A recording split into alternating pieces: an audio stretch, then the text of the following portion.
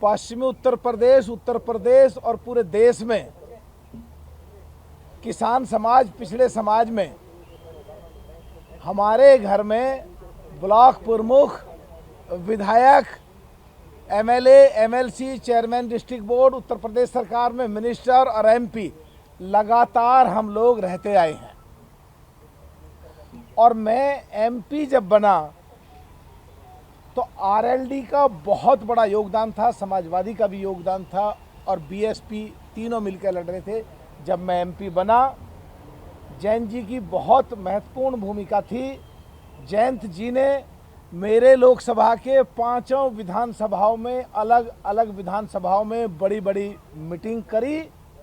यही कारण था कि पिछले 25 सालों से पश्चिम उत्तर प्रदेश में मेरे पूरे होर्डिंग पुते हुए पटे पड़े रहते थे और एमपी जीतने के बाद एक बार भी मेरा होर्डिंग किसी ने नहीं देखा, क्योंकि पार्टियां अलग हो गई थी और मलूक नागर 3 पार्टियों से एमपी बना हुआ था। आरएलडी का उस पर फोटो ना हो या जो दूसरी पार्टी से जीता उसका फोटो ना हो तो मेरे होर्डिंग नहीं लगे थे। चाहे संसद रही हो, चाहे देश के राष्ट्रीय नेशनल चैनल रहे हों, हमेशा मैंने जब भी जरूरत पड़ी कुमारी बहन मायावती जी के साथ जैन जी की तारीफ की और जब जब भी जरूरत पड़ी देश की संसद में खड़े होकर party, politics, MLA, MP, minister सबसे ऊपर उठ के देश के लिए क्या ज़रूरत थी, अगर देश के लिए सरकार ने अच्छा काम करा तो खुल के हमने तारीफ करी और अगर सरकार के काम में कहीं खामियां थीं तो आराम से उन कमियों का उजागर करा। लड़े, जूझे, भिड़े, टकरे। कांग्रेस की तरह हम कभी सीटें खाली नहीं पड़ी रही। इसीलिए 17वीं लोकसभा में 864 इशू रेज करे हैं मैंने, जो 17वीं लोकसभा का ऐतिहासिक रिकॉर्ड है। और उन सारे देश के लिए काम करने में उस दिन भी जयंत जी की भूमिका थी। जयंत जी के सहयोग से 2004 में मैं एमपी लड़ा। इनके नेतृत्व में मैंने आरएलडी में पहले युवा राष्ट्रीय लोकदल में काम करा। जो ये कहते थे जब भी मैं वही करता था और आज के परिवेश में मुझे ऐसा लगा। और खास करके बीएसपी के बारे में कुछ कहना चाहता हूं। 18 साल से 2006 से लेके मैं बीएसपी में हूं, करीब 18 साल होने को।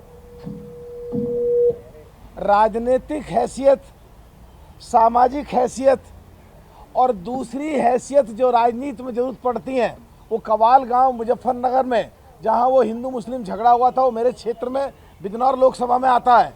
राजनीति में जिन चीज़ों की हैसियत की जरूरत पड़ती है वो सारी हैसियत के अगर मिलाएं, पूरे देश में जिस दिन से बीएसपी बनी है आज तक ये ऐतिहासिक रिकॉर्ड है कि 18 साल कोई नहीं रहा। और हम तीनों लोग, जो मेरे भाई कई बार विधायक रहे हैं, लखीराम नागर जी मेरी पत्नी चेयरमैन डिस्ट्रिक्ट बोर्ड रही है, 18 साल तक हम लगातार रहे। नहीं तो बीएसपी में 1-1.5 योजना में या तो पार्टी से निकाल दिए जाते हैं या पार्टी छोड़ करके चले जाते हैं। पिछले दिनों 2022 में पहली बार ऐसा हुआ 39 साल में, जब हम एमएलए नहीं लड़े। अब 2024 में एमपी भी नहीं लड़े। और तो और जो स्टार प्रचारक हमारे लोकसभा में दसियों लोग जो हमारे बिल्कुल मिलने को भी ऐसे लगते थे यार सांसद जी के साथ हैं, उनको स्टार प्रचारक बनाया। तो घर में बैठ, मैं भी नहीं लड़ रहा कोई बात, घर में बैठ करके देश के लिए काम ना करें तो वो ठीक नहीं था। तो आज के परिवेश में मोदी जी के नेतृत्व में, एनडीए के नेतृत्व में और आरएलडी जो देश में हमेशा किसानों की, मजदूरों की, कमज़ोरों की, मजलूमों की, पिछड़ों की, दलितों की लड़ाई लड़ती आई है, तो बगैर किसी लालच के, बगैर किसी शर्त के सदस्यता ग्रहण करके और चौधरी जैन जी के नेतृत्व में देश के लिए काम करने की इच्छा थी। मैंने रिक्वेस्ट करी, इन्होंने स्वीकार करी। अब आपके बीच में है और ये हरा पट्टा पहन करके, और जो देश की संसद में एक ऐतिहासिक रिकॉर्ड है, जो 1953 में चौधरी ब्रह्म प्रकाश जी ने एक रैली में कहा, जो 1955 में बाबा अंबेडकर साहब ने एक रैली में कहा, जो 89 में केसी त्यागी ने एक चिट्ठी लिख करके कहा, जो 2012 में कुमारी बहन मायावती ने प्रस्ताव पास करके भेजा पार्लियामेंट में 2 बार, अब तो 3 बार हो गया, 3 बार पश्चिमी उत्तर प्रदेश को अलग बनाने की आवाज़, ये लोकदल की थीम, ये लोकदल की रीढ़ की हड्डी, ये लोकदल की सोच केवल और केवल पार्लियामेंट में मैंने उठाई है। तो हम तो जब पैदा हुए, जब किसान के घर में जब हरे गेहूँ देखे, आज हरा है, हम तो पैदाइशी लोकदल के हैं। जो त्यागी जी बैठे हैं, इनके चुनाव में पोस्टर लगाते थे, सारे लोग यहाँ पे बैठे हैं और आपके बीच में हैं। लोकदल के लिए काम करेंगे, किसानों के लिए काम करेंगे, पिछड़ों के लिए काम करेंगे, मजलूमों के लिए काम करेंगे, दलितों के लिए काम करेंगे, अक़लियत समाज के लिए काम करेंगे, जो चौधरी जैन जी के नेतृत्व में काम करेंगे और ऊपर एनडीए में जो अपने माननीय प्रधानमंत्री नरेंद्र मोदी जी के नेतृत्व में काम करेंगे।